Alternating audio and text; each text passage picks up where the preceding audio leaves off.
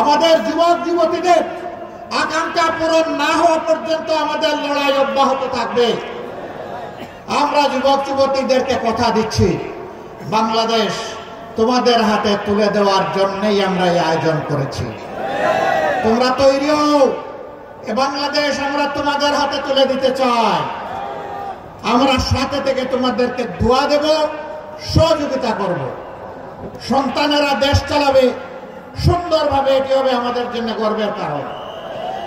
প্রস্তুতি নেওয়ার জন্য আহ্বান জানাচ্ছি, তোমরা প্রস্তুত হয়ে আসো। শুধু চাকরি কেন, চাকরির খোঁজ না করে নিজেই কিভাবে দেশটা গড়বা, চাকরি দিবা, সেই ব্যবস্থা, সেই চিন্তা এখন থেকে মাথায় লালন করো।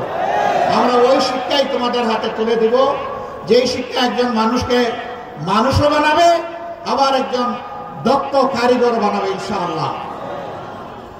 সেই বাংলাদেশ গড়ার চলমান এই আন্দোলনের সংগ্রামে বাংলাদেশের 18 কোটি মানুষকে শরীক হওয়ার উদাত্ত আহ্বান জানিয়ে আজকে যারা এই আয়োজন